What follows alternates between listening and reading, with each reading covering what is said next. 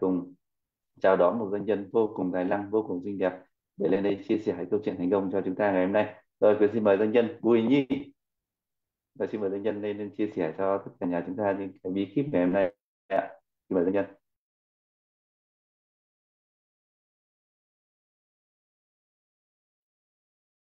Rồi, vô cùng tuyệt vời các anh chị ơi, hãy gửi lời biết ơn đến doanh nhân anh Tấn Quyền. Sáng ngày hôm nay đã làm MC rất là tuyệt vời, rất là truyền năng lượng cho cả nhà của chúng ta được không ạ? Rồi, cả nhà ơi hãy gửi lời biết ơn đến ban tổ chức đã mở Zoom rất là sớm luôn để chúng ta kịp dậy làm quy trình lúc 4 giờ 30 phút anh chị ha. Gửi lời biết ơn những con người rất là tuyệt vời, rất là thầm lặng để có được những cái buổi Zoom sáng rất là tuyệt vời như thế này. Cả nhà hãy gửi lời biết ơn dành tình yêu thương đến doanh nhân anh Tấn Quyền và ban tổ chức được không ạ? Yes. Và lời đầu tiên cho Nhi xin chào cả nhà của chúng ta một ngày mới tràn đầy năng lượng, tràn ngập trong tình yêu thương, lòng biết ơn, sự thành công, giàu có, khỏe mạnh, hạnh phúc, bình an, trọn vẹn suốt cả cuộc đời. Yeah. Rất là tuyệt vời đúng không ạ? Yeah. Và Nhi vô cùng hạnh phúc và biết ơn doanh nhân Võ An là vị thuyền trưởng của đội nhóm của chúng ta đã cho phép Nhi lên chia sẻ những cái kinh nghiệm trải nghiệm của mình khi mà học cùng với câu lạc bộ để đạt được kết quả như ngày hôm nay được không ạ? Và để có được kết quả như ngày hôm nay thì Nhi xin gửi lời biết ơn chân thành đến Chủ tịch Trịnh Huy, doanh nhân Nguyễn Diễm là người đã sáng lập ra môi trường câu lạc bộ Chạm Tay Hóa Vàng để chúng ta có một cái môi trường giúp cho chúng ta huấn luyện, rèn luyện mình mỗi ngày, sáng trưa tối được không các anh chị ơi? Và Nhi gửi lời biết ơn đến những anh chị doanh nhân đã ngày đêm cống hiến phụng sự, trao giá trị giúp cho chúng ta có những cái kiến thức, có những cái bài học để giúp cho chúng ta tạo ra kết quả các anh chị. Rất là tuyệt vời đúng không ạ? Và người không thể nào thiếu được đó chính là bản thân của mình các anh chị nha. Bản thân của mình đã thức dậy sớm, đã cùng nhau học tập cùng với môi trường câu lạc bộ, cùng với đội nhóm của chúng ta vô cùng tuyệt vời đúng không cả nhà ơi? Yeah, thầy ôm lấy cơ thể của mình gửi lời biết ơn. Tôi biết ơn bạn, bạn rất là tuyệt vời, bạn đã thức dậy sớm tràn đầy năng lượng để chuẩn bị chúng ta sẽ đón nhận một cái chương trình tuyệt vời trong ngày hôm nay. Ngày hôm nay chúng ta học về chương trình gì cả nhà ơi? Cả nhà có thể comment lên được không ạ? Chúng ta sẽ học cái chương trình gì ạ? Cơ hội giúp bạn gia tăng thu nhập thụ động á. Các anh chị có mong muốn điều đó không các anh chị ơi? Yeah. Ngày hôm qua thì doanh nhân Ánh Hồng đã chia sẻ cho chúng ta ngày một rồi, cái chương trình này sẽ diễn ra trong vòng 3 ngày các anh chị nha. Chúng ta sẽ có bắt đầu và chúng ta sẽ có kết thúc được không ạ? Chúng ta học đầy đủ như vậy thì chúng ta sẽ nắm được cái bí kíp và chúng ta ứng dụng nó sẽ dễ hơn. Được không các anh chị ơi? Nếu mà ngày hôm qua các anh chị chưa có mặt thì các anh chị có thể hỏi nhờ các anh chị nhóm trưởng xin lại cái link ngày hôm qua để chúng ta xem lại, để chúng ta có sự tiếp nối cho ngày hôm nay và ngày mai nữa. Được không cả nhà ơi? Yeah, và cho Nhi hỏi là trong buổi dung sáng của chúng ta ngày hôm nay, các anh chị nào mới bắt đầu biết tới Nhi không ạ? Các anh chị nào mới mới biết tới Nhi thì comment số số 1 nha. Yeah. Còn các anh chị nào đã biết tới Nhi nhiều quá rồi thì comment số 10. Yeah. Các anh chị nào chưa biết thì comment số 1 ạ. Yeah. Ôi, hầu như các anh chị biết hết rồi. Biết hết rồi đúng không ạ? Vậy thì chúng ta sẽ đi vô bài học luôn, được không các anh chị? Tại vì bài học ngày hôm nay sẽ rất là dài các anh chị. Cũng có một vài anh chị chưa biết Nhi hả? Rồi, lâu nay các anh chị ở đâu ạ? Dạ cũng cũng cũng bình thường thôi các anh chị, tại vì Nhi cũng chưa có xuất hiện nhiều ở trên Zoom cho nên là các anh chị chưa biết là cũng đúng. Bây giờ Nhi xin phép được giới thiệu sơ qua bản thân của mình để chúng ta cùng nhau biết nhau nhiều hơn, chúng ta có thể làm quen được không các anh chị ơi? Dạ. Và Nhi tên đầy đủ các anh chị là Bùi Thị Nhi, hiện tại Nhi đang sinh sống và làm việc tại thành phố Đà Nẵng. Nhi là một doanh nhân, là một nhà huấn luyện viên thân tâm trí. Nhi đã vào câu lạc bộ được hơn 1 năm rồi các anh chị, cũng sắp tròn 2 năm rồi ạ. Dạ, và Nhi cũng đã từ Nhi biết tới câu lạc bộ là ngày 15 tháng 1 năm 2022, và Nhi biết được qua một cái tin nhắn chiêu hạt của một doanh nhân, đó chính là chị doanh nhân Hà Thủy các anh chị.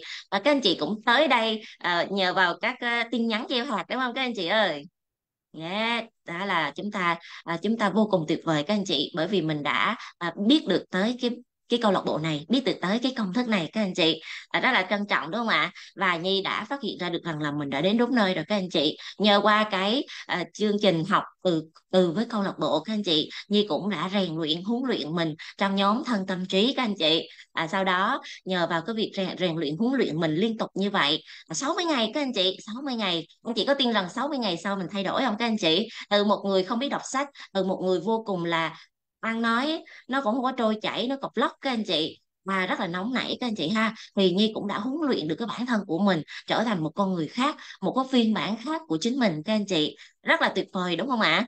Yes. Và Nhi đã nâng cấp bản thân của mình lên từng ngày các anh chị. Nhi cho phép mình tham gia vào các doanh nhân chạm tay hóa vàng, tại vì Nhi biết được rằng đó là cái môi trường để giúp cho chúng ta trở thành một vị doanh nhân. Chúng ta phải trở thành cái người đó thì chúng ta sẽ có được tất cả những gì mà người doanh nhân đáng được hưởng, xứng đáng được hưởng các anh chị. Bao nhiêu trong số các anh chị đây cũng mong muốn trở thành doanh nhân chạm tay hóa vàng ạ? Thì comment tôi là doanh nhân chạm tay hóa vàng được không ạ? Chạm tay hóa vàng là cái gì các anh chị? Là chạm tới đâu thành công tới đó, chạm tới ai là giúp đỡ được người đó thành công các anh chị. Cái công việc của một vị doanh nhân chạm tay hóa vàng nó vô cùng giá trị các anh chị ha. Đó là cái điều mà Nhi khao khát và Nhi mong muốn, và Nhi cũng đã đạt được điều đó. Nhi trở thành thành viên chính thức của câu lạc bộ, trở thành một vị doanh nhân sau một năm rèn luyện cùng với câu lạc bộ các anh chị.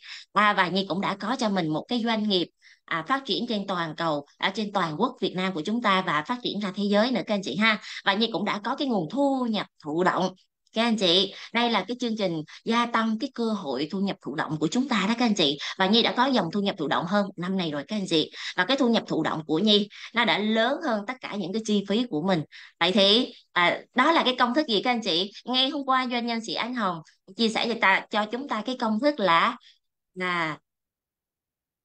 công thức gì các anh chị? Tự do tài chính là nó sẽ bằng thu nhập thụ động lớn hơn chi phí các anh chị ha. Thu nhập khi nào mà cái thu nhập thụ động của anh chị mà nó lớn hơn chi phí thì anh chị tự do tài chính. Được không ạ? Và Nhi có một cái công việc là tự do không gian, tự do thời gian, tự do tài chính, đi du lịch vòng quanh thế giới cùng với câu lạc bộ. Từ đầu năm đến giờ Nhi cũng đã đi được hai quốc gia lớn, đó là Hàn Quốc và Singapore các anh chị, là một trong những con rồng của châu Á các anh chị ha. Nhi cũng đã có mặt tại đó để mà có thể là mở mang cái tầm nhìn của mình hơn các anh chị. Nếu mà không có câu lạc bộ Nhi cũng không biết khi nào mình mới có thể đi ra được nước ngoài các anh chị. Không biết không các anh chị, tại vì một bà mẹ bỉm sữa, một bà mẹ thất nghiệp, dư dương về tài chính các anh chị, thì làm gì dám nghĩ tới cái việc mà xa xôi như vậy, ăn còn không có đủ ăn, mặc còn không đủ mặc, thì làm sao mà chúng ta có thể đi ra nước ngoài được đúng không các anh chị? Nhưng mà có những gì không có thể đó đều có thể ở doanh nhân chạm tay hóa vàng, ở câu lạc bộ chạm tay hóa vàng của chúng ta đó các anh chị. Các anh chị có tin là mình là người tiếp theo không các anh chị ơi? Người tiếp theo các anh chị ngồi Zoom đây nè, các anh chị chia sẻ như tất cả các anh chị doanh nhân ở đây, như doanh nhân chị Ánh Hồng sáng nào cũng phụng sự cống hiến cho chúng ta trở thành một con người giá trị như vậy. Mình có thích không các anh chị ơi? Có thích không ạ?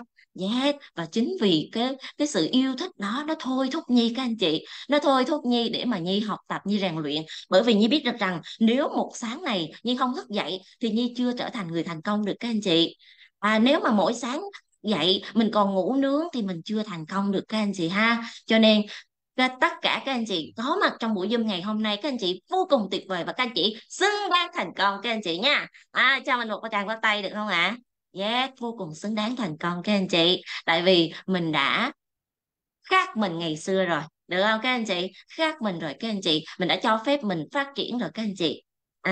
Yes, đó là tuyệt vời đúng không ạ? Và trước khi đi qua thì Nhi ôn lại cái kiến thức sơ qua cái ngày hôm qua. Doanh nhân Ánh Hồng đã chia sẻ cho chúng ta cái gì rồi cả nhà ơi? Ôn lại nha. Ngày hôm qua có anh chị nào nhớ là mình học cái gì rồi không các anh chị? Nhớ là mình học cái gì rồi không ạ? Ngày hôm qua doanh nhân Ánh Hồng nói là tái thiết lập lại cái niềm tin đúng về tiền. Được không các anh chị? Tái thiết lập lại những cái niềm tin đúng về tiền. Ngày xưa mình nghĩ về tiền là nghĩ những toàn là cái giới hạn không à, toàn là vấn đề không à. Đúng không anh chị? Lương thì chưa tới chứ mà biết được là lương về là chi hết rồi các anh chị. Nào là tiền nhà, tiền cửa, tiền con, tiền bỉm, tiền sữa, tiền đủ thứ luôn các anh chị. Nghĩ hết trơn cách chi rồi. Thì lấy gì bạn tiền nó về, bạn tiền về bạn cũng sợ đấy chứ anh chị ha. Rồi, và những cái phương pháp thu hút tiền. Bao nhiêu trong số các anh chị đã thực hiện cái phương pháp thu hút tiền ngày hôm qua doanh nhân chị Ánh Hồng chia sẻ rồi ạ? Nhé. Các anh chị có nhớ những cái phương pháp gì không ạ? Chúng ta học chúng ta phải nhớ các anh chị nha, ghi xuống thực hành, và chúng ta chỉ nhớ khi nào các anh chị? Chỉ khi mà chúng ta thực hành thôi. Còn khi mà chúng ta không thực hành nó vẫn còn ở trên giấy. Đừng bao giờ biến kiến thành bài học các anh chị, mà hãy biến kiến thức thành hành động được không ạ? Biến kiến thức mà chúng ta học nó thành hành động, bởi vì hành động nó mới cho ra kết quả các anh chị. Hành động nó mới cho ra kết quả anh chị ha. Đó, và những cái phương pháp đó là gì ạ? Các anh chị liên hệ nhóm trưởng được không ạ? Liên hệ nhóm trưởng để xin lại, nhóm trưởng ơi cho tôi cái bí kíp thu hút tiền. Các anh chị mới nè, các anh chị nhắn nha, nhắn cho nhóm trưởng để xin cái bí kíp thu hút tiền. Ngày hôm qua là doanh nhân chị Ánh Hồng chia sẻ như thế nào, có những cái phương pháp gì thì mình hãy nhắn nha. Rồi, ok.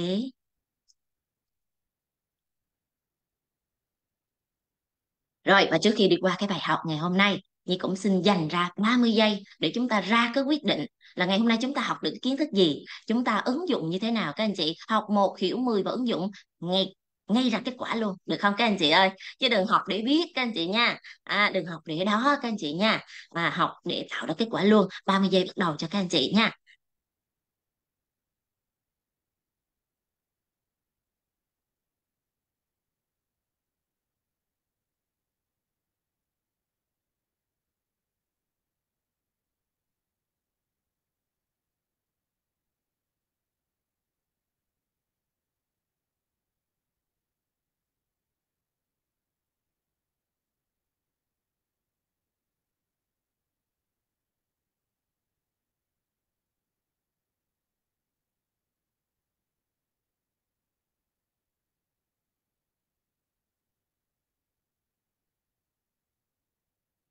Rồi, ok. Chúng ta đã ra quyết định kết quả mà chúng ta mong muốn trong cái ngày thứ hai này là gì ạ? À, học một hiểu 10 và ứng dụng ra kết quả ngay, được không ạ? Rồi, và bài học thứ hai đó là gì các anh chị? Ngày hôm qua là các phương pháp rồi, ngày hôm qua là tái thiết lập những cái niềm tin của mình về tiền rồi, đúng không ạ? Ok hết rồi đúng không các anh chị ơi? Vậy thì ngày hôm nay để mà chúng ta có thu nhập thụ động các anh chị, để gia tăng cái thu nhập thụ động thì chúng ta phải sao ạ? Phải mở ra tầm nhìn của mình các anh chị, phải mở tầm nhìn ra các anh chị nha. Một câu nói rất hay đó là tầm nhìn đến đâu thì tìm đó. Được anh chị, nếu tầm nhìn của anh chị mà ở một cái thôn, ở một cái xã thì công việc kinh doanh của anh chị chính xác là nó ở một cái thôn, một cái xã. Nếu mà tầm nhìn của anh chị ở một cái huyện, ở một cái tỉnh thì công việc kinh doanh của anh chị ở một cái huyện, ở một cái tỉnh đó, đúng không ạ? Nếu mà tầm nhìn của anh chị ở thành phố rộng hơn nha thì công việc kinh doanh của anh chị đằng nào anh chị cũng lên phố để kinh doanh, vì lên phố là cái mặt bằng nó to hơn, nó rộng hơn, tiếp cận được nhiều người, VIP hơn, đúng không anh chị? Dạ. Nhưng nếu mà nếu mà tầm nhìn của anh chị ở đâu ạ? Ở toàn cầu thì công việc kinh doanh của anh chị là toàn cầu. Ngày xưa các anh chị, ngày xưa như không biết kinh doanh toàn cầu là kinh doanh cái gì đâu các anh chị. Chỉ biết là sáng đi làm tối về rồi kinh doanh trên mạng các anh chị. Kinh doanh trên mạng là kinh doanh mỹ phẩm anh chị ha. Như có một thời năm 2018 là như bắt đầu cho phép mình tham gia cái chương trình là kinh doanh online, vì cái thời điểm đó nó rầm rộ lắm các anh chị, nó cực kỳ rầm rộ. Chỉ cần anh chị đăng một cái bài đăng lên lên mạng xã hội thôi là có người chốt đơn. Chỉ cần anh chị đăng một cái bài đơn lên là ít nhất anh chị cũng có một cái đơn rồi đó các anh chị, và thời điểm đó nó cực kỳ bùng nổ cái vấn đề kinh doanh và Nhi cũng dồn vào đó các anh chị, lên vào đó các anh chị. Nhi không hiểu là nhìn là cái gì đâu các anh chị, cho đến khi mà Nhi tham gia vào doanh nhân chạm tay hóa vàng thì Nhi mới biết được kinh doanh toàn cầu là kinh doanh như thế nào các anh chị, để cho phép mình dám nghĩ lớn các anh chị, dám dám nghĩ á. Nghĩ thôi nghe các anh chị, nghĩ là mở rộng ra, chứ ví dụ như ở trong suy nghĩ của anh chị mà nó không dám mở rộng ra thì các anh chị, suy nghĩ của mình nó chỉ bị hạn chế, nó hạn chế ở cái vùng mình ở, ở cái nơi mình ở cái tỉnh mình ở thôi. Thì nếu mà không có suy nghĩ to hơn, rộng hơn, xa hơn, nói nôm na giống như bà con mình hay nói là cái tầm nhìn lũy tre làng đó các anh chị, có nghĩa là không vượt qua được cái lũy tre làng, nó chỉ ở đó thôi các anh chị ha. Nhưng mà khi mình vào doanh nhân chạm tay hóa vàng các anh chị thì Nhi mới mới mới được phát triển là nhìn của một đứa trẻ con là như thế nào các anh chị, nhìn của một người lớn là như thế nào, nhìn của một doanh nghiệp là như thế nào, nhìn của một thương hiệu cá nhân là như thế nào các anh chị. Lúc đó Nhi mới hiểu được là tầm nhìn là cái gì. Tại vì sao mình phải đi ra nước ngoài để du lịch để làm cái gì anh chị? Để mở tầm nhìn các anh chị. Các anh chị thấy cái tầm nhìn của mình nó quan trọng mà, cực kỳ quan trọng các anh chị.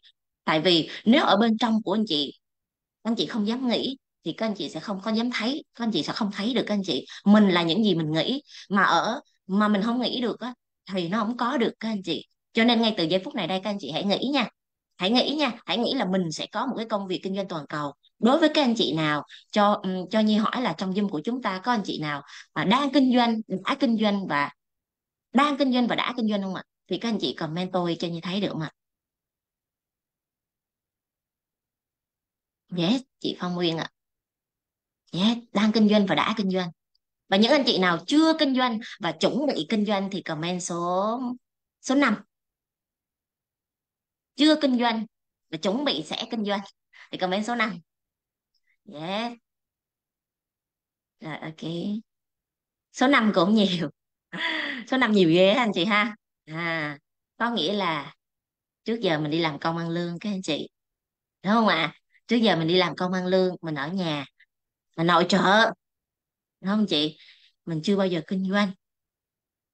Thì bây giờ các anh chị ra quyết định đi các anh chị. Ra quyết định. Mình phải có một cái công việc như thế nào ạ? Ra quyết định thông minh, trọn vẹn các anh chị ha. Tôi phải có một cái công việc kinh doanh. Các anh chị mà các anh chị có nghĩ tới là mình sẽ kinh doanh trong tương lai không các anh chị? Phải nghĩ nha, phải nghĩ mình sẽ kinh doanh trong tương lai thì tương lai các anh chị mới có. Nghĩ trong đầu thì mới có trên tay. Nghĩ chưa nghĩ là không có đâu các anh chị. Được không ạ? Và chúng ta phải cho phép mình ra quyết định. Tôi phải có một cái công việc kinh doanh, tự do không gian, tự do thời gian, tự do tài chính, có thu nhập thụ động, không giới hạn các anh chị. Được không ạ? Không giới hạn. Công việc kinh doanh của tôi có thể đi du lịch toàn cầu các anh chị. Và tôi mua bất động sản như mua rau, tôi đi du lịch vòng quanh thế giới, tôi đi trung tâm thương mại như đi dạo mát các anh chị ha. Và tôi ở những cái nơi, ở cái nơi tuyệt vời, được không ạ? Yes. Và chúng ta ra quyết định đi các anh chị. Thì khi mà chúng ta ra quyết định thì số mệnh của chúng ta mới hình thành. Còn chúng ta nghe thôi, chúng ta biết Nhi nó đang chia sẻ là vậy đó, biết rồi, để đó các anh chị. à, anh chị ra quyết định nha, ra quyết định thì mới có Yes. Và như lúc nãy Nhi có chia sẻ các anh chị, có rất nhiều anh chị, chúng ta nhìn thấy có nhiều cái cơ hội kinh doanh lắm, đúng không anh chị? Có nhiều cái cơ hội kinh doanh. Chúng ta, nhưng mà như thế nào, chúng ta nhìn thấy cái phong trào kinh doanh, trào lưu làm, người người làm, nhà nhà làm, thì chúng ta sẽ bắt đầu dồn vào. Cũng giống như cái việc mà năm 2018 Nhi bắt đầu dồn mình vào cái việc kinh doanh online các anh chị. Đó là lúc mà nó đang nổi lên như cồn các anh chị ha. Hay là chúng ta thấy cái anh hàng xóm của chúng ta, gần gần chút là chúng ta thấy hàng xóm của chúng ta mở ra cái tiệm trà sữa và bán rất là đông khách, cỡ nào cỡ cái con đường nó cũng nguyền đường trà sữa các anh chị. Các anh chị thấy nó quen quen không ạ? Đó là cái phong trào các anh chị ha. Chúng ta đã bắt đầu xu hướng là theo cái xu hướng số đông các anh chị, chúng ta sẽ dồn vào ngay, và đa phần chúng ta dồn vào cái thời điểm nó bùng nổ. Nó bùng nổ có nghĩa là chúng ta thấy người ta làm rất là nhiều rồi và chúng ta cũng thi nhau làm theo các anh chị, đúng không ạ? Dạ. Và đa phần chúng ta đi theo cái lối mòn tư duy này các anh chị, chúng ta thấy rất là nhiều người làm. Và lúc mà nó như vậy là chúng ta đang đu đỉnh đó các anh chị. Đu đỉnh đó các anh chị nha, rất là nguy hiểm các anh chị. Người thành công á là họ kinh doanh từ cái lúc bắt đầu các anh chị. Từ cái lúc bắt đầu anh chị nha, từ cái lúc mà sơ khai. Cũng giống như hồi mà Nhi mua cái miếng đất mà Nhi đang ở các anh chị, cái ngôi nhà mà Nhi đang ở các anh chị, là một cái vùng đất hoang sơ các anh chị. Mấy năm thôi mà bây giờ nó phát triển cực kỳ. Lúc đó là Nhi cũng đã có cái tầm nhìn rồi. Sau này tại vì á, ờ, trước đó là một cái dự án, họ nói với Nhi đó là một cái dự án, và cái dự án này nó sẽ phát triển cực kỳ mạnh, nó đưa cái hệ thống của thành phố lên ở cái khu này các anh chị. Và Nhi tin luôn các anh chị, nếu mà lúc đó Nhi không tin đâu dám mua đâu các anh chị, không tin thì đâu dám mua. Và Nhi mua lúc giai đoạn một luôn các anh chị. Và người thành công họ làm cái gì cũng ở cái giai đoạn ban đầu, họ là cái người sơ khai á các anh chị. Và bây giờ cái miếng đất của Nhi nó tăng lên, được coi, gấp gấp 10 lần, gấp 8 lần chứ anh chị, gấp 8 lần so với lúc trước mà Nhi mua các anh chị. Giả sử mà lúc đó mà mình có tiền mình đầu tư thì ngon các anh chị ha. Lúc đó mình mới vừa học ra trường, mới vừa có chồng, không có tiền đó các anh chị, mua cũng phải trả góp. Nhưng mà mình cũng có một cái tư duy là cái tầm nhìn của mình nó xa rồi các anh chị, nó xa rồi các anh chị ha, như ở trong một cái khu khu khu đô thị các anh chị. à, và lúc đó nó chỉ là một cái vùng họ mới giải phóng thôi các anh chị, không có nhà, không có gì hết trơn, không có đường, không có điện điện, không có gì hết trơn các anh chị. Nhưng mà bây giờ nó cực kỳ phát triển các anh chị ha. Chỉ có mấy năm thôi, chỉ có 5 6 năm thôi các anh chị mà nó cực kỳ phát triển. Yeah. thì thì ít ra lúc đó nhiều cũng có tầm nhìn rồi đó anh chị. Nhưng mà không biết đó là tầm nhìn thôi, chỉ biết là làm thế nào để có được cái miếng đất ở thôi các anh chị nhé. Và các anh chị, thông thường chúng ta sẽ bắt đầu chạy theo cái xu hướng như vậy, và chúng ta làm theo phong trào, đúng không các anh chị? Và có nhiều cái phong trào như là đầu tư các anh chị. Chúng ta nghe đầu tư cái gì mà 50%, 30%, 50%, và chúng ta bỏ vốn ra rất là nhiều. Và rồi cái gì các anh chị? Và rồi chúng ta tiền nó, vì chúng ta luôn có rất là nhiều anh chị đến đây và rất là bế tắc về tài chính, đúng không anh chị? Vì chúng ta đã cho phép mình dồn vào, chúng ta khao khát làm giàu, chúng ta mong muốn làm giàu, chúng ta mong muốn đổi đời các anh chị, và chúng ta thấy đó là những cái cơ hội kinh doanh ngon ăn các anh chị. Và rồi chúng ta chưa có sự hiểu biết, chưa có tầm nhìn các anh chị, và chúng ta đã bị mất rất là nhiều, đúng không ạ? Dạ, đó chính là những cái nỗi đau của chúng ta được không ạ? Và nếu mà chúng ta làm theo phong trào như vậy thì nó có thành công bền vững không các anh chị? Chắc chắn là không rồi, đúng không chị? Đó, cũng giống như là cũng giống như là cái việc mà ở ở thôn, ở gần nơi các anh chị mở rất là nhiều cái tiệm tạp hóa nè, cái shop đồ ăn nè, hay là cửa hàng trà sữa, nước uống, tiệm cà phê, đúng không các anh chị? Chúng ta mở ở cái vị trí cực kỳ đắt đỏ, cực kỳ đẹp, và chúng ta nghĩ rằng cái quán mình đẹp tự nhiên sẽ hút khách tới, đúng không các anh chị? Chúng ta nghĩ là chúng ta làm theo như vậy và chúng ta đầu tư vốn liếng tiền bạc rất là nhiều để mở ra những cái như đó, nhưng mà chúng ta chưa có kinh nghiệm về kinh doanh, chúng ta chưa có kiến thức về kinh doanh, đúng không các anh chị? Cũng như là những cái mối quan hệ để giúp cho chúng ta thành công trong kinh doanh. Chúng ta cứ nghĩ rằng là thôi có tiền, mình bỏ tiền ra, mình đầu tư, mình nấu ăn ngon, mình nấu ăn ngon và mình mở ra cái nhà hàng là mình thành công, vì mình tự tin, mà tự tin cái kiến thức của mình có được đó là mình nấu ăn ngon các anh chị. Và các anh chị sẵn sàng xuống tiền, sẵn sàng đầu tư cho những cái phi vụ kinh doanh như vậy. Và đa phần các anh chị kinh doanh như vậy, các anh chị xuống tiền như vậy rất là nhanh, bởi vì các anh chị đó nghĩ đó là cái cơ hội, và các anh chị hùng vốn vào, các anh chị huy động vốn để xây dựng cho mình một cái nhà hàng ở vị trí đẹp, quán đẹp, được anh chị? Và chúng ta nghĩ đó là cái xu hướng kiếm tiền nhanh, và chúng ta chạy theo, và chúng ta bắt đầu kinh doanh lên từ nghề, đúng không anh chị? Hầu như chúng ta kinh doanh lên từ nghề, và chúng ta nghĩ rằng chúng ta sẽ kiếm tiền như vậy các anh chị ha. Bao nhiêu trong số các anh chị đang kiếm tiền như vậy ạ? Kiếm tiền như vậy các anh chị. Chúng ta mở ra một cái quán, và chúng ta kinh doanh, và ban đầu có phải là khi mà chúng ta mở ra cái quán chúng ta đã dồn rất là nhiều vốn liếng vào đó không các anh chị? Và chúng ta nhận lại gì ạ? Những cái đồng tiền lẻ lẻ, đúng không ạ? Và chúng ta có thành công không các anh chị? Chúng ta tập trung hết mọi công sức, nguồn lực, vốn liếng của mình vào đó, và các anh chị có thành công không các anh chị ơi? Rất hiếm các anh chị thành công, vì theo theo như là nghiên cứu, các anh chị chỉ cần 10 năm thôi là cái việc kinh doanh của chúng ta nó đã không còn nữa. à được không ạ? Thứ nhất, chúng ta chưa bao giờ kinh doanh. Thứ hai, chúng ta chưa có kiến thức trong kinh doanh. Thứ ba, chúng ta không có mối quan hệ để dẫn dắt cho chúng ta có một cái tầm nhìn lớn hơn trong kinh doanh. Chúng ta thường làm theo cái gì ạ? Theo bản năng, theo kinh nghiệm cá nhân. Kinh nghiệm cá nhân của tôi là tôi nấu ăn cực kỳ ngon, tôi pha chế nước cực kỳ ngon, và bây giờ với cái kinh nghiệm đó thì tôi kinh doanh. Anh chị, ha đã từng đã rất là nhiều người kinh doanh như vậy và không có thành công. Được không anh chị? Đó là cái tư duy mà số đông của chúng ta đang có tư duy các anh chị. Mình nghĩ là mình nghĩ mình có một cái tư duy là mình mở ra cái quán đó rồi hữu xạ tự nhiên hương, tôi nấu ăn ngon, tôi có tay nghề, tôi có trình độ, tôi nấu ăn ngon, nghĩa là khách hàng sẽ tự đến ha. Chỉ cần cái quán của tôi trang trí đẹp, nó tự thu thú khách, đúng không anh chị? Và mình nghĩ là tự ăn nấu ăn ngon các anh chị là mình bán được, hay là cái nước uống mình pha ngon là tự nhiên có khách, hay cái quán cà phê mình trang trí nó đẹp là tự nhiên nó có khách. Các anh chị, được một thời gian thôi, đa phần chúng ta có cái tư duy này là chúng ta đâu có làm gì các anh chị, không có marketing, không có bán hàng, chúng ta nghĩ rằng chỉ cần mặt bằng tốt, địa điểm tốt, nấu ăn ngon là được các anh chị. Và đa phần chúng ta làm theo cách này không trụ quá nổi 6 tháng chứ đừng nói 10 năm. Không trụ quá nổi 6 tháng các anh chị. Bởi vì sao ạ? Bởi vì những tháng đầu tiên, người thân, họ hàng, chị, bà con, bạn bè tới ủng hộ chúng ta, đúng không ạ? Những tháng tiếp theo thì sao ạ? Những cái mối quan hệ nóng nó hết rồi các anh chị. Họ ủng hộ lần thôi chứ, hai lần thôi chứ, tiền đâu mà ủng hộ mãi được các anh chị? Tiền đâu mà ủng hộ chúng ta mãi được, đúng không ạ? Và chúng ta lại có cái tư duy gì ạ? Vạn sự khởi đầu nan. Thời gian đầu đó là cái gì nó cũng phải vạn sự khởi đầu nan các anh chị. Và chúng ta kiên nhẫn kiên nhẫn kiên nhẫn một thời gian, chúng ta bỏ vốn ra, bỏ tiền ra, đến khi nào chúng ta hết sạch sành xanh rồi bắt đầu như thế nào ạ? Chúng ta đi vay mượn. Khi nào mà chống cự không nổi nữa thì chúng ta đưa ra cái chiến lược cuối cùng, đó là gì? Giải tán, thanh lý môn hộ. Đúng không các anh chị ơi? Quen không các anh chị ơi? Dạ. Và chúng ta ôm một cái khoản chưa dư. Dạ.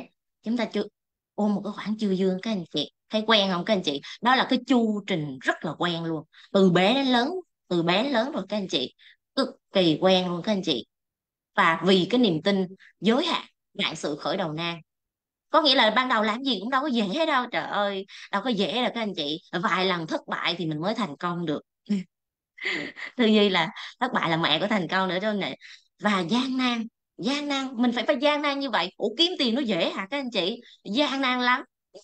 Chúng ta tin như vậy luôn các anh chị. Và chúng ta đi kêu gọi vốn, mượn vốn đến khi nào không còn cái chỗ nào mượn nữa, không trụ nổi được nữa là lên được. Đó, đâu có tiền để trả mặt bằng, đâu có tiền để trả nhân viên, đâu có tiền để đầu tư tái sản xuất lại các anh chị. Và không trụ được nữa thì thanh khoản luôn cái tiền của mình chứ gì nữa đó không các anh chị. Trời ơi quen quá luôn, mất cả chì lẫn chài, ôm đóng chưa dương. Rồi mới bắt đầu mới bắt đầu gặp câu lạc bộ chạm tay hóa vàng, đúng không các anh chị? Cho nên là các anh chị cũng không sao đâu các anh chị, là vì tất cả những cái gì mà vũ trụ mang tới cho chúng ta đều muốn giúp cho chúng ta thành công hơn. Đó là cơ hội cho các anh chị thành công đó các anh chị. Nếu mà các anh chị thấy thôi rồi đó, hết con đường rồi đó, nhiều anh chị không trụ nổi, các anh chị sao ạ? Các anh chị nghĩ tới cái con đường mà không ai muốn đi các anh chị. Các anh chị áp lực quá, bế tắc quá, căng thẳng quá, ôm một đống chưa dương, nghĩ không thông anh chị ha. No, bây giờ các anh chị vào đây, các anh chị học cùng với câu lạc bộ các anh chị ha. Chúng ta có một cái tư duy mới, chúng ta được dạy một cái tư duy mới. Con người là con của mà các anh chị. à chỉ là hồi trước giờ chúng ta chưa chưa đầu tư vào bản thân của mình thôi, chưa biết cách mình làm gì hết. Cho nên cái người thành công họ biết cái điều mà cái người không thành công không biết thôi. Bây giờ cái việc của chúng ta đi học thôi các anh chị, đi học thôi. Tại sao các anh chị doanh nhân chạm tay hóa vàng, các anh chị thành công như vậy, các anh chị làm gì mà nhiều tiền như vậy? Nó phải có công thức, nó phải có cái lý do, nó phải có cái đòn bẩy chứ, đúng không anh chị? Nếu không có thì làm sao mà Nhi ngồi đây các anh chị? Đúng không ạ? Bởi vì Nhi cũng ôm khoản dư dương mà. Nhưng mà cái khoản dư dương của Nhi không phải là từ việc kinh doanh, từ cái việc mà Nhi xây nhà các anh chị. Bây giờ mà nói xây nhà để mượn tiền, và chắc chắn Nhi sẽ không khuyên các anh chị làm như vậy các anh chị. Xây cái căn nhà thiệt là to, thiệt là đẹp, thiệt là lung linh, để làm chi? Để bây giờ ôm đóng nợ. Nó cũng là cái cục xi măng mà thôi các anh chị ha, ôm đóng nợ luôn các anh chị. Không có vui, làm việc để kiếm tiền trả nợ nó không có vui chút nào luôn các anh chị, nó không vui, nó không hạnh phúc, được không các anh chị? Nhưng mà khi mà vào doanh nhân chạm tay hóa vàng các anh chị, à, mình được biết công thức biến thu nhập một năm thành thu nhập một tháng các anh chị ha. Và Nhi cũng làm được cái điều đó các anh chị. Trong vòng 8 tháng Nhi làm được cái điều đó trong vòng 8 tháng các anh chị. Những anh chị vào sau á là càng nhanh hơn nữa, như chị Ánh Phước chỉ có 5 tháng thôi, có chị nào đó chỉ có 3 tháng thôi các anh chị. Anh chị thấy ghê gớm không ạ? Nó phải có công thức các anh chị. Và cái kết quả đó không phải là điển hình các anh chị, mỗi cá nhân khác nhau, có cái sự nỗ lực khác nhau thì kết quả nó khác nhau. Anh chị tàn tàn thì cũng 2 năm, anh chị nhanh thì 6 tháng, anh chị nhanh nữa, tốc độ nhanh nữa thì cứ 1 2 3 tháng thôi các anh chị. Cái tốc độ này nó đến từ cái năng lực của anh chị. Và anh chị trung, anh chị làm, anh chị hành động liên tục thì nó cho ra kết quả nhanh thôi, chỉ đơn giản như vậy thôi. Còn ông thầy cũng là một, công thức cũng là một, quan trọng là cái người hiểu là mình thôi các anh chị, cái người làm là mình mà, được không các anh chị? Rồi, cho nên mới có cái câu là tầm nhìn đâu thì tiền ở đó, tư duy đến đâu thì tiền tới đó các anh chị. Nếu mà chúng ta cứ đi theo cái kinh nghiệm cá nhân á, đó nãy giờ là mình kinh doanh kiểu đó là kinh nghiệm cá nhân đó các anh chị. Hay là mình thấy họ làm, mình nghĩ vậy, mình thấy vậy, mình nghĩ vậy các anh chị, thì các anh chị không có thành công, được không ạ? Và ngày hôm nay để mà chúng ta kinh doanh thành công, có một cái điều thành công thì sẽ có những cái yếu tố tạo nên một cái tầm nhìn các anh chị. Có những cái yếu tố tạo nên cái tầm nhìn các anh chị ha. Khi mà nói đến kinh doanh thiếu cái này coi như là chúng ta đem tiền đi đổ sông đổ biển hết. Bao nhiêu trong số các anh chị đang rất là hào hứng để nghe cái này ạ? Yeah. Chúng ta kinh doanh vài tháng, vài năm, 6 tháng, 1, 2, 3 năm, chúng ta trong cái trạng thái bão hòa, không có đủ về tài chính, thiếu hụt về tài chính, chúng ta mang một cái số tiền đi và không có dư. À, đôi khi là không bằng cái lúc mà chúng ta khởi nghiệp nữa, và hiện tại chúng ta ờ, chúng ta còn đang bị âm nữa, đúng không anh chị? Bởi vì chúng ta thiếu những cái yếu tố này các anh chị, và ngày hôm nay chúng ta sẽ đi phân tích 4 cái yếu tố này, được không ạ? Yes, được không các anh chị ơi? Những anh chị nào những anh chị nào đang kinh doanh, đã kinh doanh, chưa kinh doanh, sẽ kinh doanh, thì các anh chị sẽ học được cái bài học, sẽ được học cái bài học để mà mình kinh doanh tốt hơn. Tại vì khi chúng ta bắt đầu kinh doanh, chúng ta cần phải có sự chuẩn bị. Nếu thành công mà không chuẩn bị thì đó chính là chúng ta chuẩn bị cho sự thất bại các anh chị. Thành công mà không được chuẩn bị thì đó là chuẩn bị cho sự thất bại các anh chị nha. Vậy yếu tố nào tạo nên sự thành công cho một con người? Cái yếu tố mà chiếm cực kỳ nặng luôn các anh chị, đó, nó chiếm 70% luôn các anh chị, nó chi phối cho sự thành công của một con người, nó là công cụ để giúp cho anh chị kiếm tiền, phát triển, được không chị? Đó chính là gì anh chị? Tư duy. Tư duy các anh chị. Tư duy nó chiếm 70%, công cụ nó chiếm 2, 3%, kỹ năng nó chỉ chiếm có 7% thôi. Nhưng mà ở bên ngoài kia thì rẫy cái việc huấn luyện các anh chị, chia sẻ các anh chị, có rất là nhiều cái khóa học các anh chị để dạy cho anh chị làm cái này làm cái kia, kỹ thuật này kỹ thuật kia, nhưng mà có 7% thôi. Cái này anh chị học học lỏm cũng được nữa các anh chị, được không?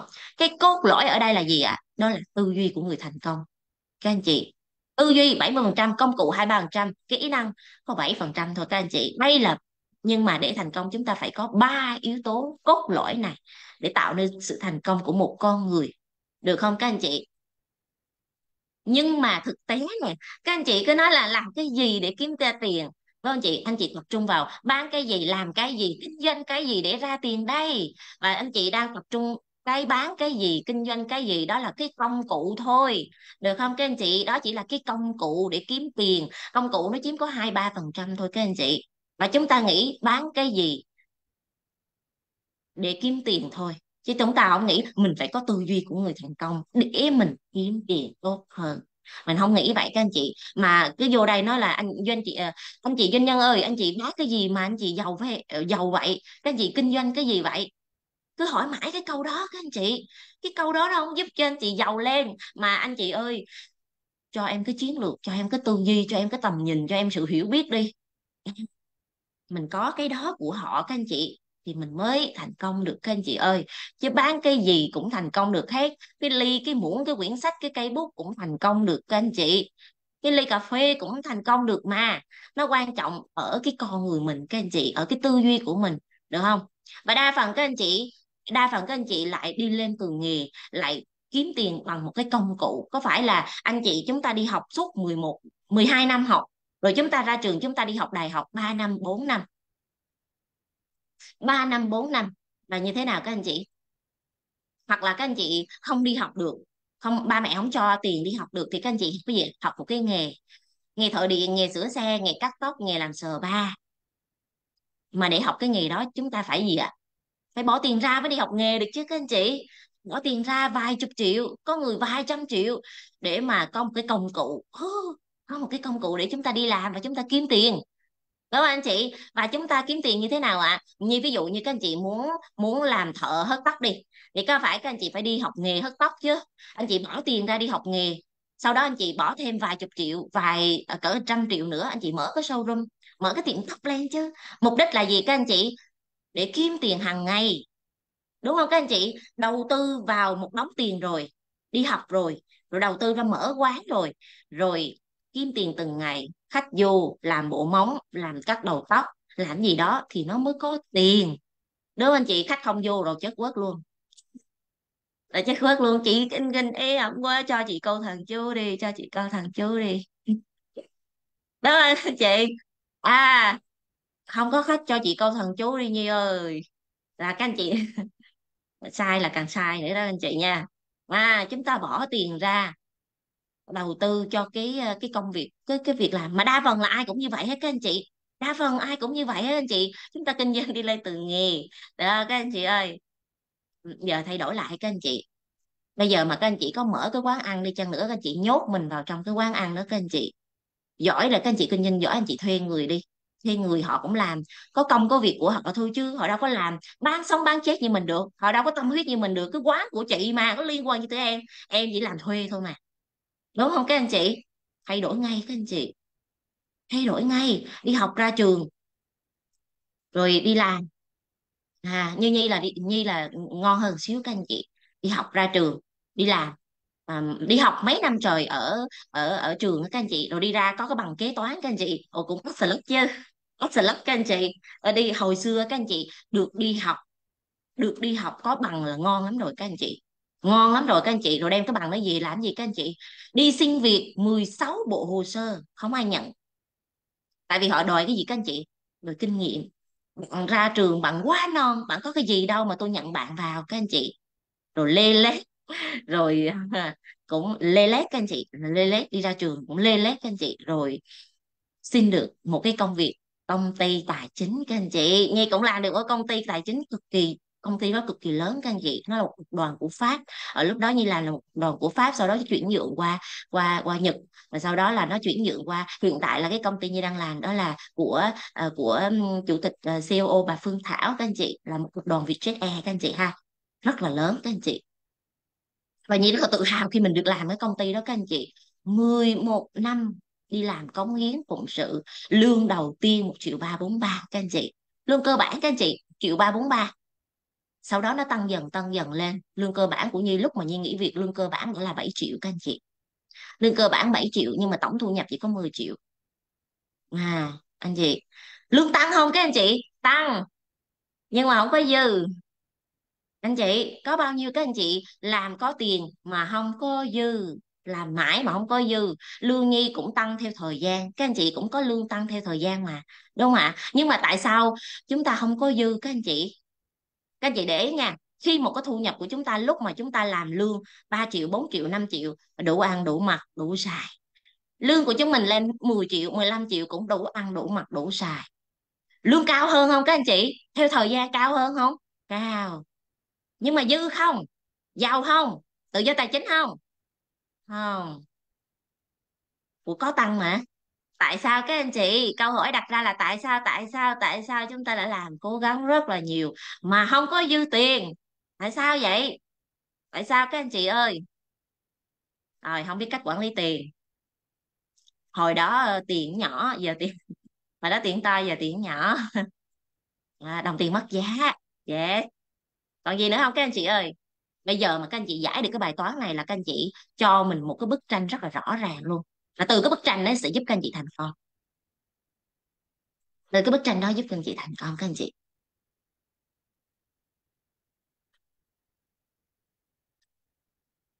Tại vì cái gì anh chị? Tại vì nè, anh chị tập trung nè. Cái gì ạ? Tại vì cái năm đó chúng ta làm 3 4 triệu, cho tới cái năm mà chúng ta làm 10 triệu 15 triệu, chúng ta có thay đổi gì không các anh chị ơi? Tuổi thì càng ngày càng lớn, nhưng tư duy trí tuệ kiến thức của mình hầu như nó không lớn. Mình năm ngoái như năm này, năm tệ như năm này, năm tệ như năm nay, đúng không các anh chị? Trời ơi năm nào cũng như vậy hết. Khác cái là mình già đi thôi, khác cái là mình lớn đi thôi. Tuổi thì càng ngày càng lên, mà cái gì các anh chị? Tư duy trí tuệ kiến thức nó không có lên, cái bên trong của anh chị nó không có lên thì làm sao mà anh chị có dư, đúng không các anh chị? Kinh nghiệm sống, đúng không ạ? Tuổi thì lên, trải nghiệm sống thì có, nhưng kinh nghiệm thì sao ạ? 10 năm có một, 10 năm có một các anh chị, đâu có gì thay đổi đâu. Kiến thức tư duy sự hiểu biết của mình nó không có tăng các anh chị, được không ạ? Bởi vì sao ạ? Bởi vì khi mà anh chị có một cái công việc làm, anh chị vào cái guồng của công việc rồi, đúng không ạ? Sáng đi làm tối đi về, cái guồng quay nó quá quen thuộc rồi các anh chị. Và các anh chị có bao giờ đọc sách không? Có bao giờ nghiên cứu không? Nhi đó các anh chị, của hồi đó Nhi đi làm cũng đâu biết đọc sách đâu các anh chị, đâu biết nghiên cứu thế giới lại chị, toàn lên mạng hóng drama. Cái gì mà hot giật giật phát đó là giật giật là biết hết trơn, là biết hết trơn. Chứ còn mà để biết là cái người này nó thành công, nó đi lên như thế nào, để coi được cái hành trình của họ như thế nào, không có biết các anh chị. không có ai dạy của mình, cũng không có ai ờ, ờ, hướng dẫn mình hết các anh chị, không có nghiên cứu đâu, mà toàn là gì ạ? Theo kinh nghiệm cá nhân của tôi, tự hiểu tự nghĩ tự biết tự làm. Mà hầu như những gì mà chúng ta tự hiểu tự biết tự làm có giúp cho chúng ta phát triển không cả nhà ơi? Chúng ta chỉ có những cái niềm tin giới hạn. Tại sao tuổi thì càng lên nhưng mà kiến thức tư duy tầm nhìn nó không có lên miếng nào hết trơn các anh chị, đâu có lên đâu các anh chị. Nên cho dù các anh chị có làm ra tiền, có tăng tiền đi chăng nữa, nhưng cái tư duy cũ, cái thói quen cũ, cái lối sống cũ thì tiền của anh chị nó cũng như cũ, không có khác gì, đúng không các anh chị? Đó là cái lý do tại sao 10 năm qua cuộc sống của mình không có gì khác biệt. Cuộc sống của mình vẫn y như vậy các anh chị. Nếu mà cuộc sống của anh chị trong 5 năm, 10 năm không có bất kỳ cái gì thay đổi, không có bất kỳ cái gì khác biệt, chúng ta có cái để nói đó các anh chị, chúng ta có cái để nói, đúng không ạ? Có phải là 10 năm qua chúng ta vẫn là chúng ta, không có gì thay đổi ở bên trong? Ở bên trong các anh chị nha, có thể bên ngoài các anh chị sẽ thấy tuổi lên, mặt mình nhăn hơn, da mình già hơn, sức khỏe mình giảm xuống, đó anh chị, tăng vài ký thịt tăng vài ký mỡ, đó anh chị. Đáng lẽ ra là càng ngày chúng ta kiếm tiền nhiều hơn mà. Ủa hồi đó có 3 4 triệu, bây giờ 10 triệu 15 triệu, đáng lẽ chúng ta phải sang trọng hơn chứ, đáng lẽ chúng ta phải đẳng cấp nhiều hơn chứ, chúng ta phải ăn mặc đẹp hơn chứ. Nhưng mà nhan sắc của mình càng ngày nó càng đi xuống các anh chị. Nên các anh chị nè, các anh chị em coi lại nha, lấy cái hình 10 năm với cái hình bây giờ á, mà mình già hơn là chúng ta đi trái quy luật rồi các anh chị, bởi quy luật của vũ trụ là quy luật của sự phát triển. Tại sao các anh chị doanh nhân càng ngày càng đẹp, càng ngày càng lão hóa ngược các anh chị, càng ngày càng xinh đẹp ra, càng ngày càng tràn đầy năng lượng và sức sống? Họ đang đi đúng với quy luật của vũ trụ đó các anh chị, họ đang đi đúng với quy luật của vũ trụ. So sánh mình nha, được không ạ?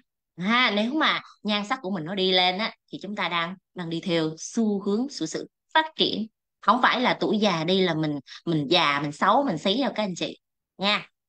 Có công thức. Ừ, được không anh chị? Vì sao các anh chị, vì sao mà anh chị già đi nè, vì sao mà sức khỏe anh chị giảm xuống nè? Bởi vì các anh chị có quá nhiều vấn đề so với hồi xưa. Hồi xưa các anh chị chỉ có một mình, cái sau đó anh chị có thêm chồng, có thêm vợ, có thêm con, bài toán lớp 1 chưa giải xong thì bài toán lớp 2 lớp 3 anh chị phải giải nữa. Áp lực không các anh chị? Thoải mái không các anh chị? Không. Mình xử lý việc này chưa xong việc khác để đã tới rồi các anh chị, mình không có cái năng lực để xử lý, nên lúc nào mình ở trong cái trạng thái không thoải mái, căng như dây đàn, sức khỏe của mình thì bắt đầu giảm xuống, tinh thần trí tuệ của mình thì bắt đầu đi xuống, đúng không các anh chị? Bởi vì chúng ta có biết cách xử lý cái vấn đề trong cuộc sống của mình mà chúng ta không biết làm chủ nó, bởi vì chúng ta đã để cái tầm vóc của vấn đề nó lớn hơn mình các anh chị, nó lớn hơn mình. Ví dụ ngày xưa các anh chị chỉ có một mình, bây giờ anh chị có vợ có chồng có con, thì cái bắt đầu chúng ta cái vấn đề nó lớn hơn, đúng không ạ? Được không ạ? Mà tư duy tầm vóc của mình nó không có tăng, nó không có lớn các anh chị, cho nên chúng ta thấy áp lực, stress, chúng ta sẽ thấy rất là nhiều cái vấn đề trong cuộc sống. Anh chị đã thấy cái bức tranh của mình nó hiện ra chưa các anh chị? Cái bức tranh này có quen không các anh chị? Có một câu nói rất là hay của ngài TH Wicker: không quan trọng tầm vóc của vấn đề, mà quan trọng là tầm vóc của mình. Tức là mình phải phát triển mình lên các anh chị, mình đứng cao hơn cái vấn đề các anh chị nha. Không quan trọng tầm vóc của vấn đề, mà quan trọng là tầm vóc của mình, anh chị. Được không anh chị? Nếu anh chị thấy đó là cái vấn đề thì các anh chị đang đang chưa có đủ lớn, đang chưa có trưởng thành về mặt tư duy các anh chị nha. Bởi vì trong thời gian qua chúng ta có rèn không, có dũa không, có phát triển không, có mài dũa mình không các anh chị ơi? Đó là cái lý do tại sao trong thời gian qua cuộc sống của anh chị có quá nhiều cái vấn đề mà mình không xử lý được, đúng không anh chị? Luôn rơi vào cái trạng thái mất năng lượng, có tinh thần, bởi vì chúng ta có đầu tư kiến thức cho bản thân của mình đâu, tư duy kinh nghiệm thành công, sự hiểu biết để giúp chúng ta thành công, các anh chị đã không có đầu tư các anh chị. Mà hàng ngày các anh chị tập trung vào cái gì ạ? Tập trung vào vấn đề của người khác, giải quyết cái vấn đề của người khác, của con của chồng của xã hội của cái này kia, nghĩ việc cho người khác. Nhưng mà cái thời gian để dành cho mình nè, đầu tư cho mình phát triển kiến thức tư duy, sự hiểu biết, tầm nhìn kinh nghiệm bức cách của người thành công thì hầu như chúng ta không có dành thời gian các anh chị. Tại vì sao câu lạc bộ chia ra cái ba cái giùm sáng giùm trưa giùm tối để làm gì các anh chị? Để giúp cho các anh chị đầu tư gia tăng kiến thức cho các anh chị đó, mà các anh chị không chịu dạy, Mà các anh chị không chịu vào Zoom thì làm sao các anh chị phát triển được các anh chị? Làm sao các anh chị phát triển được ạ? Nói là sao mà Zoom sớm vậy? Zoom sớm để giúp cho các anh chị thành công đó các anh chị ơi. Đúng không các anh chị? Hơi căng ha. Và chúng ta đã nhìn thấy cái bức tranh này ở đây chưa ạ? Và điều chúng ta cần làm ngày hôm nay là gì các anh chị? Phải dành đầu tư cho 70% cho tư duy của mình các anh chị, bởi vì 70% này mới tạo ra sự giàu có, mới tạo ra cho anh chị thành công và hạnh phúc được các anh chị. 70% này mà trước giờ chúng ta đâu có đầu tư đúng đâu. Trước giờ chúng ta có đầu tư không? Không. Chúng ta không quan tâm, không đầu tư, không trau dồi, không rèn luyện, không phát triển, thì chúng ta biết rằng chúng ta chỉ biết kiếm tiền, kiếm tiền, kiếm tiền, và chạy theo kinh doanh cái gì bán cái gì, bán cái gì, và cuối cùng chúng ta lăn lộn cả đời không có dư, làm lụng cả đời không có dư, đúng không các anh chị ơi? Có thể là trong Zoom này ngày hôm nay có rất là nhiều anh chị đã đi qua 1/3 của đời người, nửa đời người, 2/3 của đời người, mà chúng ta đâu có dư đâu các anh chị, đúng không ạ? Và câu hỏi đặt ra ở đây là chúng ta đang tập trung vào điều gì? Có tập trung vào điều giúp cho mình thành công không các anh chị? Hầu hết chúng ta dành thời gian vào đầu tư vào làm cái gì ra tiền thôi. Giờ chỉ cho tôi cái gì ra tiền, nhanh nhanh đi ơi, chỉ cho tôi cái gì ra tiền đó. Rồi học khang à, học khang các anh chị. Học đây là chúng ta đang học về tư duy kiếm tiền của người thành công đó các anh chị, được không ạ? Đấy, anh chị làm rất là lâu, 5 năm, 10 năm, 20 năm đi kiếm tiền, mà các anh chị có tự do về tài chính chưa? Tại cái bài toán này trước giờ các anh chị đi giải là các anh chị làm chưa đúng các anh chị ha, bởi vì tư duy cốt lõi để tạo ra sự thành công của chúng ta, nên là tư duy 70%, các anh chị nhớ nha. Cốt lõi để cho sự thành công của chúng ta đó chính là tư duy. Tư duy nó chi phối cách nghĩ, cách nhìn của anh chị, tư duy nó chi phối luôn thói quen của anh chị, hành động của anh chị, và đó chính là cái kết lõi, cái cốt lõi để tạo ra kết quả của chúng ta ngày hôm nay, bởi vì chúng ta có cái lối tư duy không hỗ trợ cho sự thành công rồi các anh chị. Xưa giờ chúng ta đâu có được ai chỉ đâu, đúng không ạ? Tư duy của người thành công là gì? Xưa giờ đâu có ai chỉ cho chúng ta đâu các anh chị. Cho nên các anh chị có nỗ lực bao nhiêu, có chăm chỉ bao nhiêu, dốc sức bao nhiêu mà tư duy đã sai rồi thì không thể nào có kết quả đúng được các anh chị. Rồi các anh chị sẽ ghi lại cho Nhi nè, công thức thành công. Công thức thành công nó đi theo cấp số nhân các anh chị, tức là tư duy nhân cho nhiệt huyết, nhân cho năng lực, nó bằng thành công. Anh chị ghi lại, tư duy nhân cho nhiệt huyết, nhân cho năng lực, nó bằng thành công. Và các anh chị biết một cái người, và các anh chị có là phải là người nhiệt huyết không các anh chị?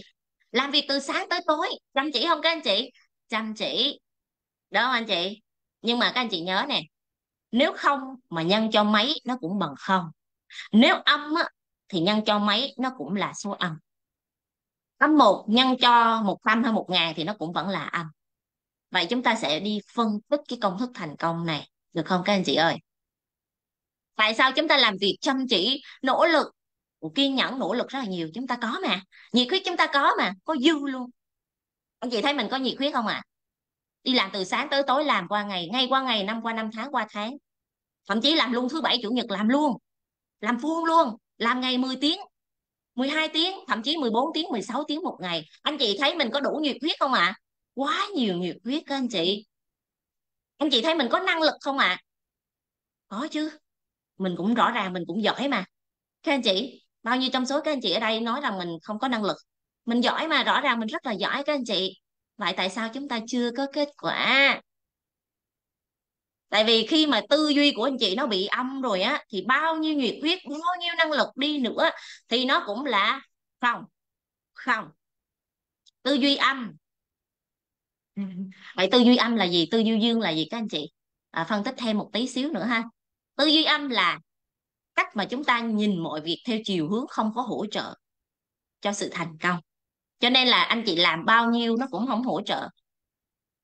Nó cũng không hỗ trợ. Anh chị biết rằng là sức mạnh của mục đích là gì ạ? Ngày hôm nay các anh chị nhìn cái cách mình kiếm tiền, anh chị nhìn cái cách mình kiếm tiền từng tháng, được không chị? Anh chị mong muốn kiếm tiền và anh chị sẵn sàng đổ tiền, đổ công, đổ sức vào, đúng không ạ? Để tạo cho mình một cái công việc, và rồi cái công việc đó như thế nào các anh chị? Kiếm tiền từng tháng một, kiếm tiền từng tháng một các anh chị. Các anh chị, mình chỉ nghĩ được, mình chỉ hiểu được, mình chỉ nhìn được từng đó thôi các anh chị. Đó là đúng không ạ? Và nhiều người đi theo cái tư duy đó các anh chị. Làm hay là một người là làm cái việc mà chỉ có lợi cho mình, mà bất chấp cái quyền lợi của người khác, thì theo quy luật của vũ trụ nó cũng không có thành công được các anh chị. Mặc dù họ có năng lực, có nhiệt huyết, nhưng cái lối tư duy đó là cái lối tư duy không thành công các anh chị, được không ạ?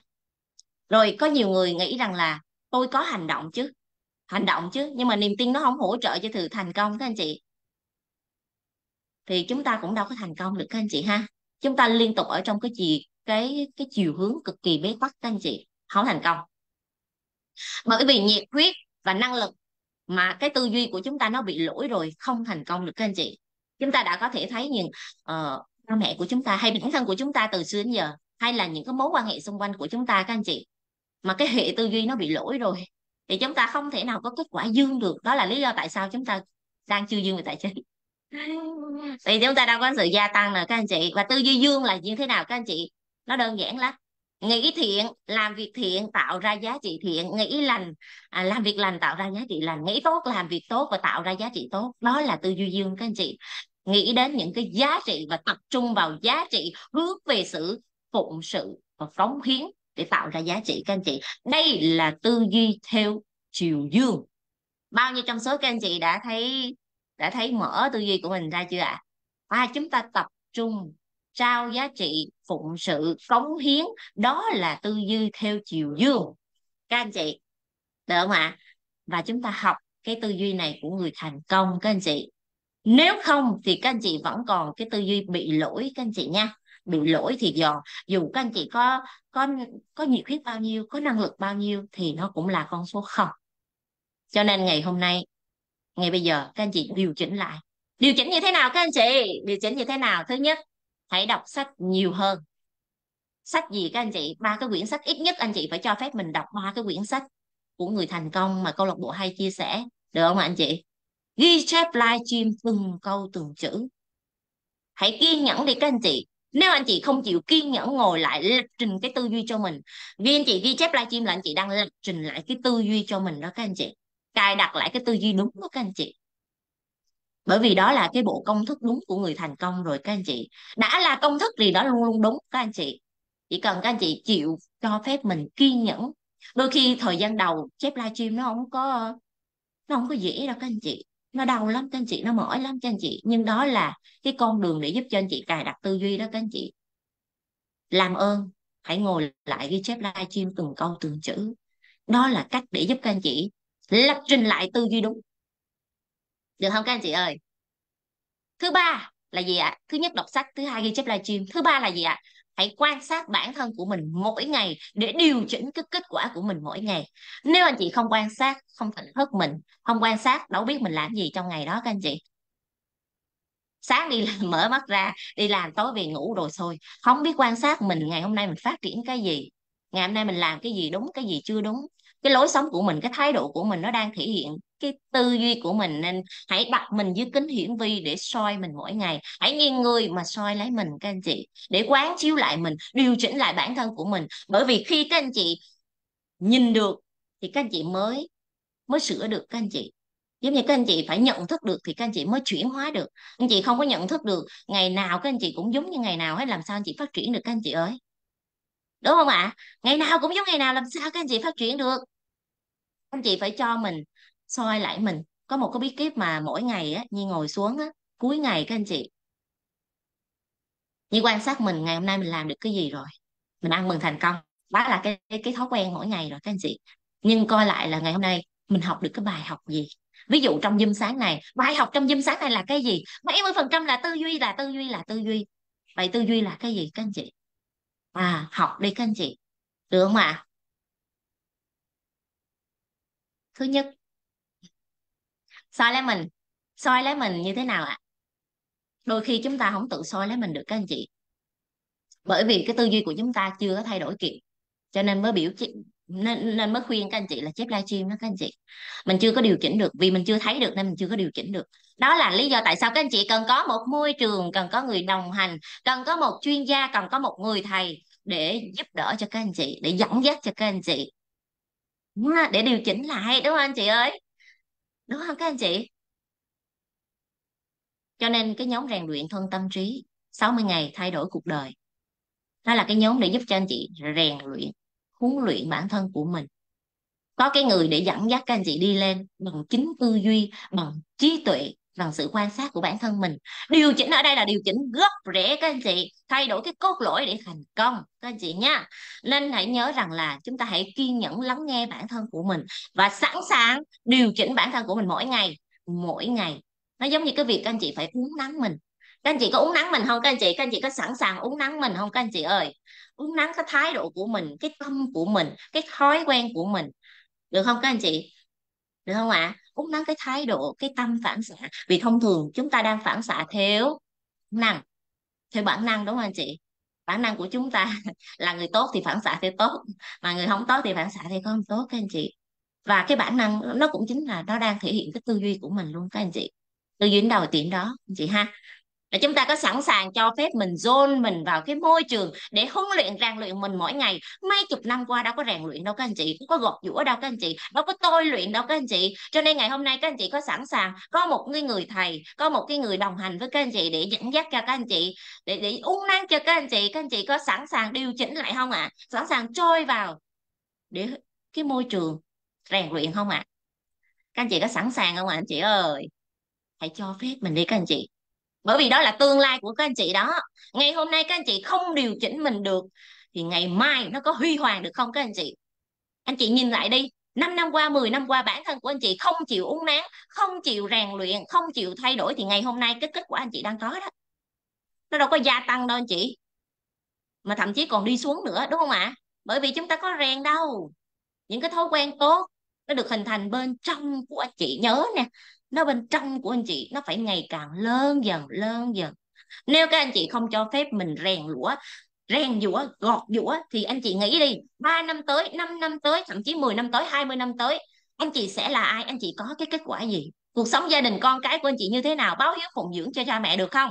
Nếu ngày hôm nay vẫn là mình, vẫn là em, vẫn là cô bé của ngày xưa đó, à, em vẫn là cô bé của ngày xưa đó thì làm sao các anh chị? Để cho phép mình nâng mình lên được không các anh chị? Nếu vẫn còn có thói quen trì hoãn, đổ lỗi, than vãn, kể lể, là các anh chị đang tập trung vào điều không tích cực. Thói quen này nó giúp nó giúp gì các anh chị không ạ? Nó không giúp gì cho các anh chị đâu. Chịu trách nhiệm với bản thân của mình, bắt đầu đi lên các anh chị, được không các anh chị ơi? Và tại sao và tất cả ngày hôm nay các anh chị cho phép mình dồn vào cái môi trường của người thành công, giống như cho phép mình rèn luyện trong nhóm rèn luyện thân tâm trí các anh chị, rèn luyện cái thân, cái tâm, cái trí của mình các anh chị. Rồi cho phép mình tham gia vào doanh nhân chạm tay hóa vàng để làm gì ạ? Để nâng nhiệt kế tài chính của mình lên, nâng nhiệt kế tài chính của mình lên. Cái mà đang giúp cho các anh chị nâng nâng nhẹ thôi đó, đó là đặt cái mục tiêu 30 ngày, gấp đôi, smart goal là gấp đôi, gấp rưỡi, đúng không các anh chị? Và bây giờ các anh chị đạt được là các anh chị đang nâng cái nhiệt kế tài chính của mình lên, và các anh chị duy trì được nhất trong vòng 6 tháng thì cái nhiệt kế tài chính của anh chị đã có nâng lên dần. Bây giờ tự nhiên vô đây cái học thấy hay quá, ứng dụng học ở bên ngoài hay quá, ứng dụng đạt được mục tiêu tài chính, tôi thành công rồi, tôi tuyệt vời rồi, rồi sau nghỉ khỏe, khỏi vô Zoom nữa, khỏi học nữa. Rồi qua tháng sau chất quất quay lại, cái công thức này là không có đúng rồi, người này là không có đúng rồi, môi trường này là không có đúng rồi. Trời ơi, do ai các anh chị? Do ai các anh chị? Do mình. Do mình đúng không các anh chị ơi? Cho nên không cho phép mình nha. Nhiệt cái tài chính mà được có 1 tháng là chất quất các anh chị. Nhiệt cái tài chính là ít nhất 6 tháng tới 1 năm. Cái thu nhập của anh chị nó gia tăng lên thì các anh chị quả may với anh chị mới có thu nhập thụ động, quả may các anh chị mới tự do tài chính được chứ. Giờ có chịu cho phép mình uống nắng mình không nè? Cho phép mình dồn vào cái môi trường để uống nắng mình không các anh chị ơi? Hãy nghĩ nè, 5 năm nữa, 10 năm nữa, điều gì sẽ xảy ra nếu anh chị không có thay đổi? Hãy nghĩ đi các anh chị. Bây giờ hình dung tưởng tượng 5 năm nữa, 3 năm nữa, nếu các anh chị thành công thì các anh chị có cái gì? Các anh chị đi du lịch vòng quanh thế giới nè, trời ơi, các doanh nhân đi châu Âu các anh chị, một chuyến châu Âu như vậy hết 200 mấy triệu các anh chị. Ủa, nếu không có tiền thì đi đâu các anh chị? Đi cái chế độ VIP các anh chị. Nếu không có tiền thì sao chúng ta đi được? nghĩ tới việc mà bỏ ra 200 mấy triệu để đi du lịch. Không có đâu. Mơ đúng không anh chị? Mơ đúng không anh chị? Thì ngày hôm nay chúng ta hãy cho phép mình uốn nắn mình đi các anh chị.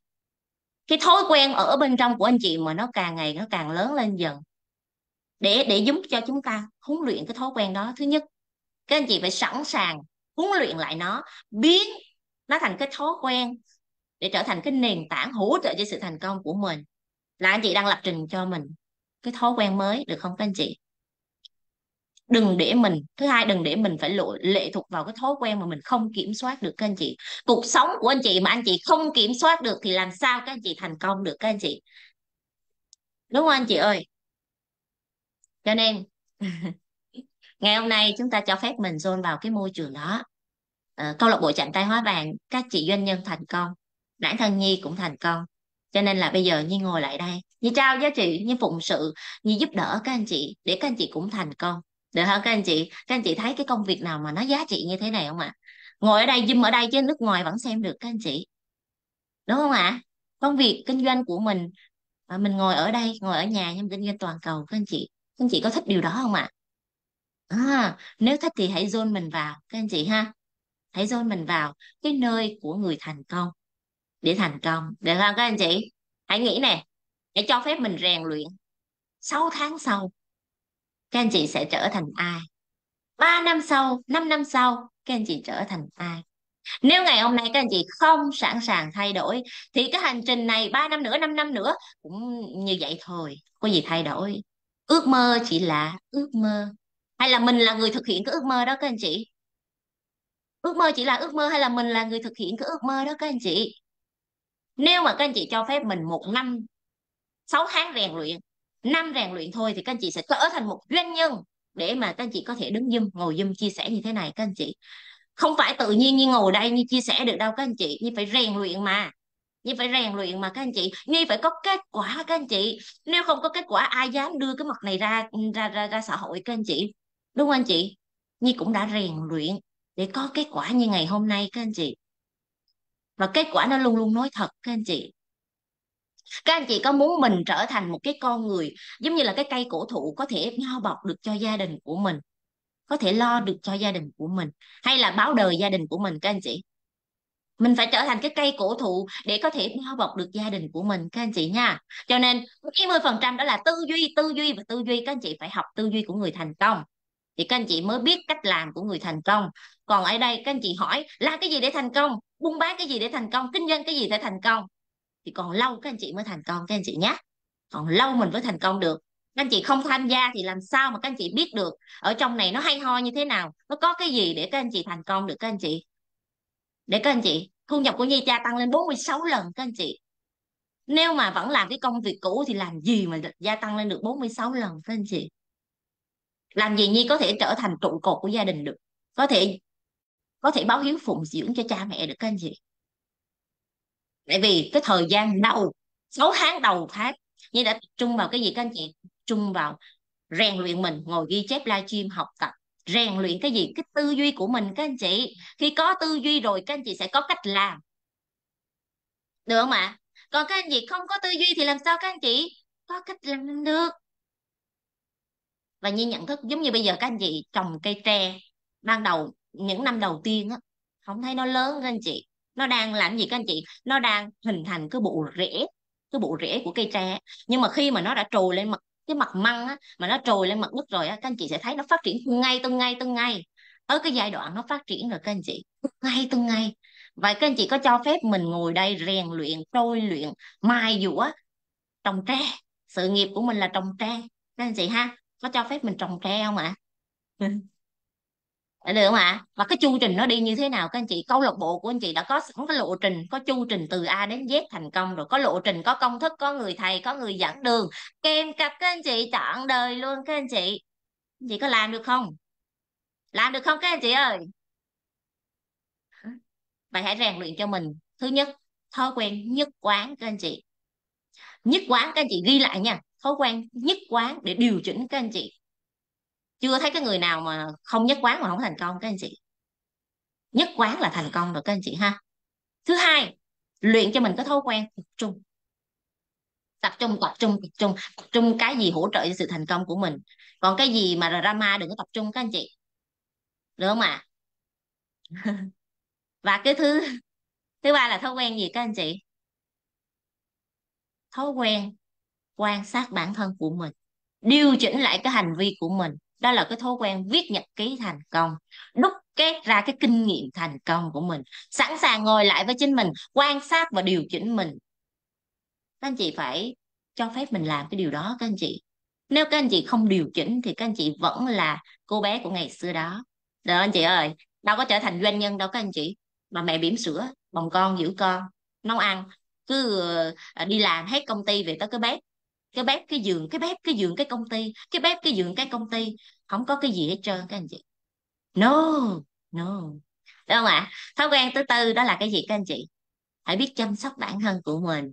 Người thành công họ biết cách chăm sóc bản thân lắm các anh chị. Các anh chị thấy người thành công không? Trời ơi, body họ cực kỳ đẹp, da của họ cực kỳ đẹp các anh chị. Đó là cái yếu tố cũng giúp cho họ thành công. Để rèn luyện mình anh chị ha. Ăn đúng uống đủ vận động hợp lý, quan sát cái sắc thái cơ thể của mình, quan sát cái năng lượng của mình các anh chị, lắng nghe cơ thể của mình. Đó là lúc các anh chị cũng rèn luyện bản thân mình đó các anh chị ơi. Hãy hãy biết dẫn dắt cái cơ thể của mình theo cái chiều hướng mà mình mong muốn các anh chị nhé. Rồi, sáng ngày hôm nay các anh chị đã học được nhiều bài học hay không các anh chị ơi? Đó anh chị, đừng tập trung vào Nhi ơi em bán cái gì, anh kinh doanh cái gì mà em giàu thế. Các doanh nhân ơi, kinh doanh cái gì đó. Ai cũng có công việc kinh doanh khác nhau mà các anh chị, quan trọng cái tư duy của mình. Hay là các anh chị bây giờ anh chị muốn thành công thì các anh chị vào doanh nhân chạm tay hóa vàng, ở trong này có cái công thức để giúp các anh chị thành công mà. Họ làm được các anh chị làm được, thậm chí anh chị còn làm được tốt hơn. Vậy thì bao nhiêu trong số các anh chị cho phép mình vào doanh nhân chạm tay hóa vàng thì comment ơi là doanh nhân chạm tay hóa vàng. Yes. Biết ơn cả nhà mình sáng nay đã có mặt tại đây. Nếu các anh chị thấy cái kiến thức này hay, còn ngày nữa các anh chị nha, còn ngày nữa, doanh nhân chị Ánh Hồng sẽ chia sẻ cho các anh chị những cái phương pháp, những cái tư duy, những cái cách thức để giúp cho các anh chị ứng dụng tạo ra kết quả nữa. Ngày mai, sáng mai thức dậy sớm để làm quy trình thu hút năng lượng, để làm các quy trình, cái thói quen của người thành công. Cho phép mình rèn mình đi các anh chị, gọt giũa mình đi các anh chị. Chứ ngủ nướng làm gì các anh chị, nó đâu có giúp mình thành công. Đọc sách đi, chép livestream đi, được không các anh chị ơi? Và cho phép mình học cái công thức của người thành công để thành công luôn, được không ạ? Yes, trời, vô cùng biết ơn cả nhà đã lắng nghe cái bài chia sẻ của Nhi, được không cả nhà ơi? Nếu hay thì các anh chị có thể trao giá trị và chia sẻ cái livestream này, chia sẻ cái video này, chia sẻ cái bài học này cho nhiều người được biết hơn nữa, để các anh chị giúp người khác cũng là giúp mình. Gieo nhân tốt thì gặp một bầu trời quả ngọt các anh chị nha. Ok. Rồi, Nhi cảm ơn cả nhà đã lắng nghe rất là nhiều ạ. Và Nhi xin nhường mic lại cho MC xinh đẹp doanh nhân Thùy Dương sẽ hỗ trợ cho anh Tấn Quyền nha, để làm cái quy trình tiếp theo, đó là tỉnh thức và biết ơn, được không ạ? Những anh chị nào trong nhóm mà rèn luyện thân tâm trí thì các anh chị sẽ vào cái Zoom khác nha, để tiếp tục rèn luyện. Trời ơi, sướng quá các anh chị. Ok. Dạ, Dương xin cảm ơn doanh nhân Bùi Nhi cũng đã cho Dương cơ hội lên đây để tiếp tục phụng sự cho tất cả anh chị em cô chú có mặt trong buổi Zoom sáng ngày hôm nay. Buổi Zoom sáng thứ bảy ạ, các anh chị em thân tâm trí ơi, chúng ta đừng vội rời Zoom ạ. Tại vì là buổi sáng thứ bảy thì 7:30 chúng ta 7 giờ hơn thì chúng ta mới bắt đầu chương trình. Thế nên là các anh chị có thể ở lại để chúng ta sẽ cùng nhau là thực hành nốt những cái quy trình trong buổi sáng ngày hôm nay ạ. Rồi ạ. Vừa xong thì chúng ta cũng đã học được rất là nhiều những cái bí kíp và những cái phương pháp doanh nhân Bùi Nhi cũng đã chia sẻ cho tất cả anh chị em cô chú chúng ta rồi. Nếu như mà anh chị em cô chú nào mà chúng ta chưa dậy sớm được cho lắm, chúng ta vào Zoom chưa được sớm thì có thể là nhắn hỏi các trưởng nhóm sẽ hỗ trợ gửi lại cho anh chị cái video để chúng ta có thể xem lại, để chúng ta có thể ghi lại những cái kiến thức, những cái bí kíp để ứng dụng cho công việc và cho cuộc sống của mình. Rồi ạ, và tiếp theo thì chúng ta sẽ cùng nhau là lựa chọn một vị trí ngồi thật là thuận tiện, được chưa ạ? Các anh chị hãy ngồi cho mình một vị trí thật là thoải mái đi ạ, để chúng ta có thể thực hành phương pháp tỉnh thức. Các anh chị em cô chú chúng ta có thể là thả hai chân xuống dưới đất hoặc là xếp bằng chân đều được ạ. Miễn sao là chúng ta sẽ ngồi dựng thẳng cột sống của mình lên, hướng cái phần cột sống của mình lên trên ạ. Rồi thật là thư giãn thoải mái nhá. Nếu mà anh chị em nào mà cảm thấy rằng là mình mới thực hành mà mình chưa thoải mái lắm thì có thể hơi trùng nhẹ một chút lưng. Nhưng mà cố gắng là hướng cái phần cột sống của mình lên trên. Và trong quá trình mà chúng ta tỉnh thức thì hãy tập trung vào hơi thở của mình. Có bất cứ suy nghĩ nào len lỏi thì chúng ta hãy nói với bên trong mình là cảm ơn bạn đã chia sẻ, và sau đó là chúng ta quay trở lại với hơi thở của mình. Rồi ạ, Dương xin mời cả nhà mình sẽ cùng nhau là chúng ta cùng nhau nhắm mắt lại. Hít một hơi thật là sâu, căng tràn bụng mình lên. Hít vào biết rằng mình đang hít vào. Thở ra thật từ từ, chậm rãi. Biết rằng mình đang thở ra. Thả lỏng từ đỉnh đầu. Thả lỏng từng cơ mặt. Thả lỏng đến hai vai. Đến cánh tay. Thả lỏng cơ thể của mình. Xuống đến gót chân. Từng ngón chân. Tập trung vào hơi thở. Hít một hơi thật là sâu, căng tràn bụng mình lên. Và thở ra thật nhẹ nhàng. Chúng ta sẽ cùng tỉnh thức với nhau trong vòng 5 phút.